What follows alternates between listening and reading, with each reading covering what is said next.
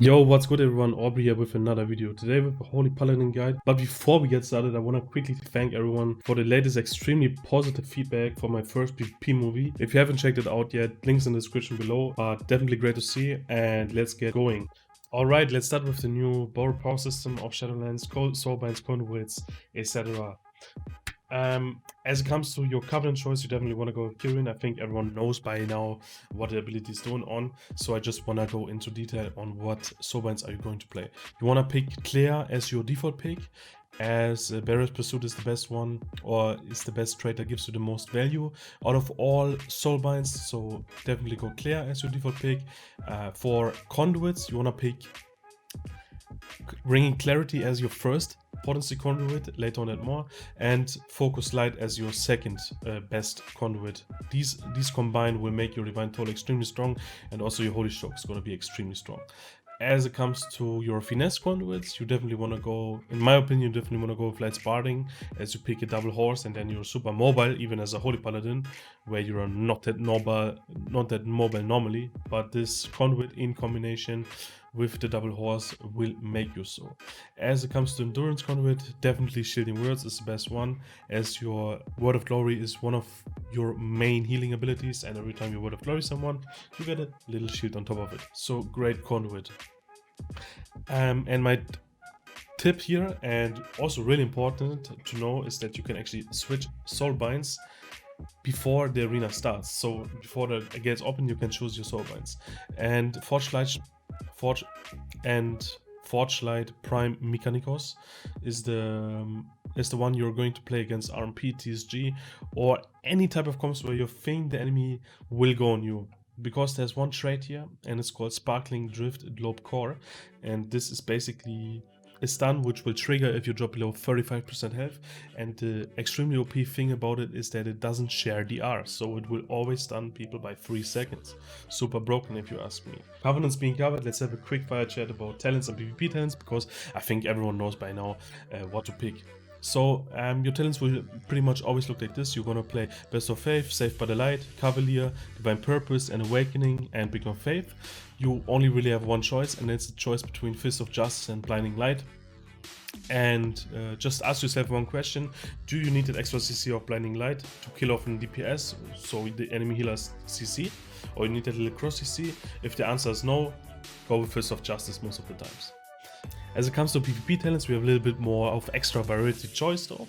But the first one will always be Divine Favor, of course, as it's the best PvP talent for Holy Paladin. Always want to play Divine Favor. And as for the other ones, I want to talk a little bit more comps, and against what comps should you play what talent. So against an RMP, I would play Ultimate Sacrifice and Blessed Hands, as you don't need that extra healing of Light's Grace. Against an TSG though, I would play Light's Grace, Blessed Hands, or, this is a little bit more of a cheesy one, Hallowed Ground. Hallowed Ground is extremely strong against Frosty Case, as when you're playing a Turbo Holy Paladin version, for example, they're most likely to grip you in and then train you down. And to prevent that from happening, or to get out easily off the go, you can just press Hallowed Ground and all of the chains of ice will be removed and you can easily run. And against something like Millicleave or Turbo Mirror, for example, or you're playing against a Warrior Fire Mage, I would play Blessed Hands, as it gives you access to Double Bob. You're looking to remove Stormwolves with it or stuns with it. When you're playing Turbo, and you might face a lot of other warriors on the enemy team, and Blessed Hands or like Bobs can be also used to remove Disarm on your enhancements, on your enhancement shaman when he wants to go, so you can remove Disarm or stun on him, so that would be an offensive Bob. Really important that you do these offensive Bobs. As your last PvP talents build, I would pick Cleanse the Weak. I would play this against Alice Shamans, Affliction Warlocks, and Boomkins.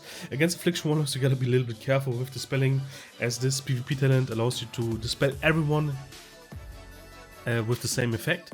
So if you dispel one Flame Shock on party member 1, it will get dispelled on yourself and party member 2. Super broken PvP talent should be abused against Elle, and boomkins against affliction warlocks as well, but you gotta be a little bit careful with dispelling too many UAs, because they can easily kill you if you dispel a triple UA on you and then you're just dead. So you gotta be a little bit careful when picking this talent. Alright, talents and PvP talents being covered, let's have a quick chat about gear and stats. As well as it comes to stats, versatility is obviously your best one. But simple here, I would go for a baseline of 8% haste, and the rest of your gear should be always crit, and then versatility as much as you can get. But 8% haste as a baseline. As it comes to legendary, you basically always want to play Shock Barrier, but into some rare occasional matchups where you think that the RMP, for example, is going to go on you, you want to pick the region of Endless Kings, which is basically another lifesaver. I would play this against RMP, for example, as you don't really need that extra healing of Shock Barrier, as an RMP only kills and goes, they can't really kill on damage. Alrighty, basic stuff being covered, let's have an actual look on how to play Holy Paladin in a serious match. We are playing Windwalker Fire Holy Paladin, one of the best comps in my opinion for Holy Paladin. You can also play Turbo, but both are definitely great comps. We are playing against an enemy RMP, and let's hop right in. So the enemy RMP decides to start with a kidney on me, and they wanna ring me off. Perfect play by us, by my mage here. He decided to interrupt that ring, so they couldn't get the sheep on me. He tried to beat that sheep, but eventually they actually got the sheep, so they got the go. Because they popped Combustion and Shadowblades in the same go, which is definitely a mistake by the RMP if you ask me. And my mage just trinkets out of there, just shields himself, and he should be alright. Because he has altar on top and should be fine. They also waste Shadowy Duel, so super perfect for us. Normally this would end up in a trinket sack, but definitely wanna rotate in between your cooldowns, and as a Holy Paladin in this matchup, you wanna tank as less CC as possible. So always look to get behind the pillar so you can line a mage, and you never wanna eat those free sheeps. You basically only always wanna get sheep if the enemy right here, again, sheep shots you into a poly or ring. But an RMP sometimes also decide to swap on you, so they actually did that with a little go on me, but they didn't really have damage, as you can see. So I could easily sit this and just heal through it, basically after. After their go is over, it's time for our go. My monk popped his Zuan, but the enemy rogue saw it, so he pressed evasion, and our go is basically over with this. We forced their evasion, and we wait for the next go. We decided to do a little bit of swap here on the mage, and we actually forced out the dome, so pretty massive. And the rogue has no trinket, the mage has no trinket, and we got a double leg sweep on top of it, so super good match. As you can see my positioning, you always wanna play behind that pillar. This was a mistake by me right here. If the enemy RMP is actually bombing your DPS and you still have ice block available, you should never run into the bomb, because this will result normally in you using your bubble and then throwing out a sack when your mage don't have anything. But this will be your last defensive option, that you bubble sack someone.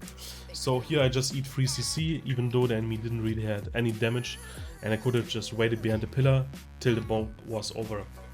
So as I just said, when an enemy has done their go, it's time for your go. So we started our insta go, we got an insta sheep on the enemy priest and decided to go on the rogue. He had no trinket, and right here, if I was out of CC, I would have hodged him and he would have been dead. So the enemy rogue just pressed evasion and he survives our go. And now we are just swapping on the mage, dealing a little bit of damage, and try to drain that priest mana.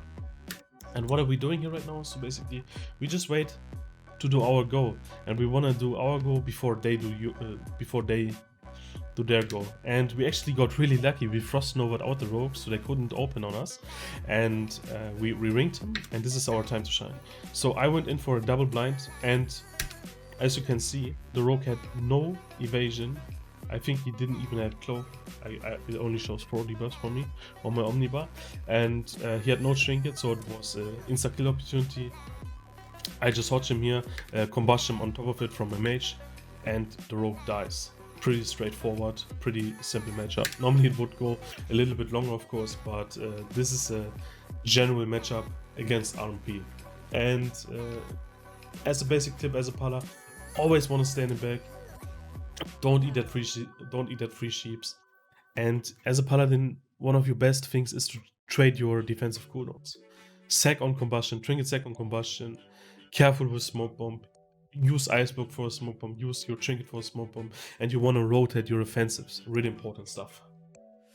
Alright, that being said, obviously there's much more to learn and much more niche moments to cover, but it would be way too long for a guide and way too boring to watch in my opinion. So if you're interested in detailed Holy Paladin gameplay, you can check out my stream down below, or in general I would really recommend that you go out and watch other Holy Paladins or top rated Holy Paladins who stream the high rated gameplay and try to copy them. Try to look what they're doing and try to copy them, and it will definitely improve your own gameplay by a ton. This is like my biggest recommendation. Always look for your mistakes, try to get maybe shadow play. There's a button that you can press, it will cover your last 5 minutes, and then you can go back and see, okay, what went wrong, what could have been done better. Always good to do.